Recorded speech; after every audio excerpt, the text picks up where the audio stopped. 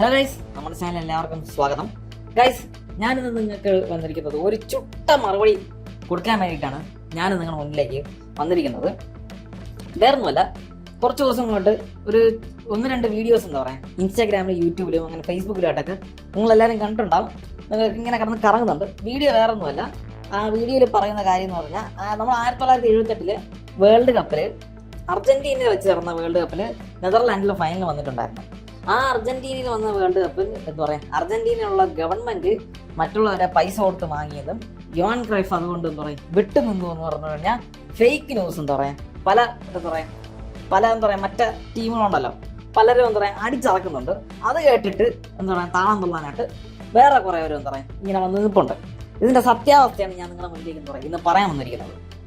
അപ്പോൾ ഇതൊരു ഫേക്ക് ന്യൂസാണ്. ഇതിന്റെ എന്താണ് അന്നത്തെ 1978 എന്താണ് ജോഹാൻ ക്രൈഫ് എന്ത് സംഭവിച്ചു, എന്തുകൊണ്ട് ജോഹാൻ ക്രൈഫ് എന്താ പറയുക വിട്ടു നിന്നു, അർജന്റീനയിൽ ഒരു ഭരണാധികാരി വന്നിട്ടുള്ള എന്താ പറയുക അതിന്റെ ഡിക്റ്റേറ്റർഷിപ്പിൽ നിന്ന് ഇങ്ങനെ പറഞ്ഞുകൊണ്ട് ജോഹാൻ ക്രൈഫ് എന്താ പറയുക അതിന്റെ പ്രതിഷേധമാണെന്നൊക്കെ പറഞ്ഞുകൊണ്ട് അർജന്റീനയ്ക്കെതിരെയുള്ള പ്രതിഷേധമാണെന്നൊക്കെ പറഞ്ഞുകൊണ്ട് ഭയങ്കരമായിട്ടൊക്കെ ന്യൂസ് വന്നിരുന്നുണ്ട്. അതിപ്പോൾ അതിനെ പറ്റിയാണ് പറയുക ഞാൻ ഒരു ക്ലാരിറ്റി നിങ്ങൾക്ക് തരാൻ പോകുന്നത്. അപ്പോൾ അതിനു മുമ്പ് ജോഹാൻ ക്രൈഫ് ആരെന്ന് പറയാം, അറിയാം ബാഴ്സലോണയ്ക്ക് ആരാണെന്നുള്ള കാര്യം ഞാൻ നിങ്ങൾക്ക് ബ്രീഫായിട്ട് പറഞ്ഞുതരാം. ജോഹാൻ ക്രൈഫ് എന്ന് പറയുമ്പോഴേക്കും ഒരു ഡച്ച് ഫുട്ബോൾ പ്ലെയർ ആണ്. ഡച്ച് എന്ന് പറയുമ്പോൾ നെതർലാൻഡ് നമുക്ക് പറയാം. ഡച്ച് ഫുട്ബോൾ പ്ലെയറിലെ എന്താ പറയുക പിന്നീട് കോച്ചായ ഒരു വലിയൊരു വൺ ഓഫ് ദ ഹിസ്റ്ററിയിൽ തന്നെ വൺ ഓഫ് ദ ഗ്രേറ്റസ്റ്റ് എന്താ പറയുക ഒരു പ്ലെയർ ആയ ഒരു വ്യക്തിയാണ് ജോഹാൻ ക്രൈഫ്. ബാഴ്സലോണയെ ആക്കി മാറ്റിയ ബാഴ്സലോണയെ ഒരു മോഡേൺ ഫുട്ബോളിലൊക്കെ കര പിടിച്ച് കയറ്റ ഒരു വ്യക്തിയും കൂടിയാണ് എന്താ പറയുക നമ്മുടെ ജോഹാൻ ക്രൈഫ് എന്ന് പറയുന്നത്. ബാഴ്സലോണ എന്താ പറയുക 1973 ബാഴ്സലോണയുടെ ട്രാൻസ്ഫറിൽ വന്നൊരു വ്യക്തിയാണ്, ബാഴ്സലോണയെ ജോയിൻ ചെയ്തൊരു വ്യക്തിയാണ് ജോഹാൻ ക്രൈഫ്. 1900 ശരിക്കും പറഞ്ഞാൽ ബാഴ്സലോണ അന്ന് 14 വർഷം കൊണ്ട് ഒരു ലാലിഗ എന്താ പറയുക ടൈറ്റിൽ ഇല്ലാതെ സ്ട്രഗിൾ ചെയ്യുന്ന ഒരു സമയമായിരുന്നു. 14 വർഷം. ആ 14 വർഷം ലാലിഗയ്ക്ക് ടൈറ്റിലിന് വേണ്ടി സ്ട്രഗിൾ ചെയ്യുന്ന സമയത്താണ് പെട്ടെന്ന് എന്താ പറയുക ജോഹാൻ ക്രൈഫ് വരുന്നു. ഫസ്റ്റ് സീസണിൽ തന്നെ എന്താ പറയുക അവർ ലീഗ് ടൈറ്റിൽ അടിക്കുകയാണ്. അങ്ങനെ ബാഴ്സലോണയുടെ ഒരു സൂപ്പർ ഹീറോ ആയിട്ട് എന്താ പറയുക ബാഴ്സലോണ ഫാൻസിന് ഒരു സൂപ്പർ ഹീറോ ആയിട്ട് ജോഹാൻ ക്രൈഫ് അന്ന് മാറുകയാണ്.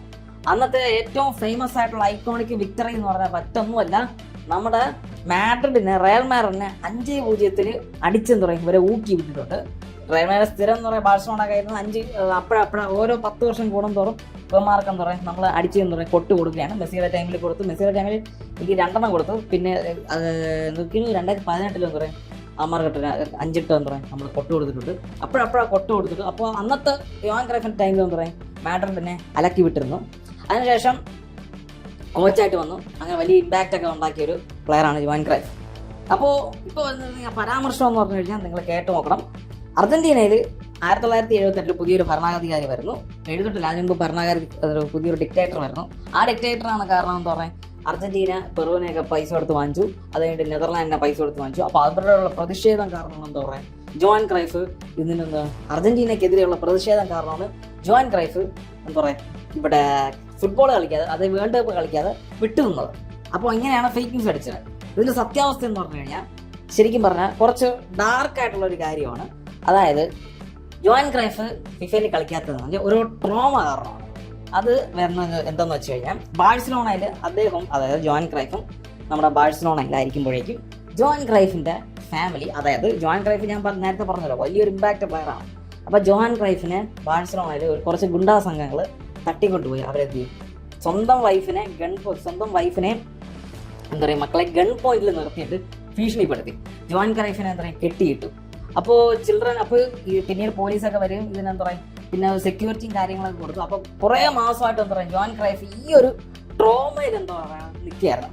അപ്പോൾ അന്ന് ജോഹാൻ ക്രൈഫ് പറഞ്ഞൊരു കാര്യമാണ്, എനിക്ക് ഏറ്റവും ഇമ്പോർട്ടൻ്റ് എന്ന് പറഞ്ഞാൽ ഫുട്ബോളിനേക്കാളും ഏറ്റവും കൂടുതൽ വലിയ എന്താ പറയുക ഇമ്പോർട്ടൻ്റ് എന്ന് പറഞ്ഞു കഴിഞ്ഞാൽ അത് മറ്റൊന്നുമല്ല എന്താ പറയുക ഫാമിലിയാണ്. അത് അന്ന് ഇതിൽ വ്യക്തമായിട്ട് പറഞ്ഞിട്ടുണ്ട്, ഫാമിലിയാണ് ഇമ്പോർട്ടൻ്റ്, മറ്റൊന്നുമല്ല. അങ്ങനെ കുറേ വർഷം ഇതെന്താ പറയുക ഇത് ശരിക്കും പറഞ്ഞാൽ നടന്ന ഇതാണ് കാര്യം. പക്ഷെ പലരും എന്ന് പറയും ഇതിനെ വളച്ചൊടിച്ച് വേറൊരു കഥയായിട്ട് എന്താ പറയുക ഇതിനെ പൊക്കിക്കൊണ്ടുവന്ന്. ഞാൻ വേറൊരു കാര്യം പറയാം, ആദ്യം ഇങ്ങനെയാണ് എല്ലാവരും വിശ്വസിച്ചിരുന്നത്. പക്ഷേ ജോഹാൻ ക്രൈഫ് നേരിട്ട് വന്ന് പറഞ്ഞു ഇങ്ങനത്തെ ഈ ഒരു വേൾഡ് കപ്പിൽ എന്താ പറയുക കളിക്കാത്തതിൻ്റെ റീസൺ എന്ന് പറഞ്ഞാൽ എൻ്റെ ഫാമിലി ഇങ്ങനെ തട്ടിക്കൊണ്ടുപോയി എന്നെ കെട്ടിയിട്ട് എന്നെ ഗൺ പോയിന്റിലും ഭാര്യയും പിള്ളേരെ ഗൺ പോയിന്റിലും നിർത്തി ഇങ്ങനെ ഭീഷണി വന്ന കാരണമെന്ന് പറയാം. ഞാൻ മെൻ്റലി എന്താ പറയുക അങ്ങനെ ട്രോമയായി. അങ്ങനെ എന്താ പറയുക കുറച്ച് ദിവസം ബ്രേക്ക് എടുത്ത് നിന്നതാണെന്ന് പറയാം അന്ന് വേൾഡ് കപ്പ് കളിക്കാത്ത ജോഹാൻ ക്രൈഫ്. അതുപോലെ തന്നെ നിങ്ങൾക്ക് പിന്നെ അതിനുശേഷം ജോഹാൻ ക്രൈഫ് എന്താ പറയുക സ്പെയിനിൽ നിന്ന് വിട്ട് നേരെ യുണൈറ്റഡ് സ്റ്റേറ്റ്സിലൊക്കെ പോവുക. അവിടെ നിന്ന് എന്താ പറയുക കുറേ മാസം ഭയങ്കര സെക്യൂരിറ്റിയും കാര്യം കൊടുത്തെങ്കിലും പിന്നീട് എന്താ ഇവിടെ നിന്ന് മാറി ഇവിടെ സേഫ് അല്ല എന്ന് എന്താ പറയുക തോന്നിയാന്ന് പറഞ്ഞാൽ ജോൺ ക്രൈഫ് യുണൈറ്റഡ് സ്റ്റേറ്റ്സിലോട്ട് പോയി. അതിനുശേഷം എന്താ പറയുക പിന്നീട് കോച്ചൊക്കെ ആയിട്ടൊക്കെ വന്നു. അപ്പോൾ സംഭവം എന്ന് പറഞ്ഞു കഴിഞ്ഞാൽ എന്താണ്, ഇതാണ് സംഭവം.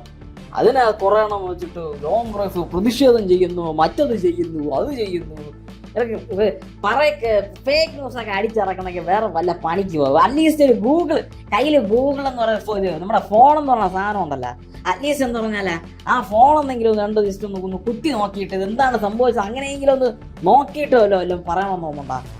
വായി തോന്നണം എന്തും വിളിച്ച് പറയാന്നുള്ള ഒരു ലൈസൻസ് എല്ലാവർക്കും ഉണ്ട്. അതിൻ്റെയൊക്കെ കുഴപ്പമാണ് പലർക്കും. ഇപ്പൊ എന്തായിരുന്നാലും നിങ്ങൾ സത്യാവസ്ഥ മനസ്സിലായല്ലേ, എനിക്കിത് പറയണമെന്നുണ്ടായിരുന്നു. കുറേ ന്യൂസ് ഇങ്ങനെ അടിച്ചുകൊണ്ടേയിരുന്നു, എനിക്കിത് പറയണമെന്നുണ്ടായിരുന്നു. എന്തായിരുന്നാലും ഇപ്പൊ പറഞ്ഞു, സന്തോഷമായി. ഇതാണ് സംഭവം. ഇതെന്തായിരുന്നാലും മാക്സിമം എല്ലാവർക്കും ഷെയർ ചെയ്യുക. അപ്പൊ ഞാൻ അടുത്ത വീഡിയോയിലോട്ട് ഞാൻ ഉറപ്പായിട്ട് വരുന്നവരേക്കും ഗായ്സ് എന്താ പറയാ, നിങ്ങൾക്ക് അർജന്റീന വേൾഡ് പഠിക്കട്ടെ എന്ന് ഞാൻ ജയ് വിളിക്കുന്നു.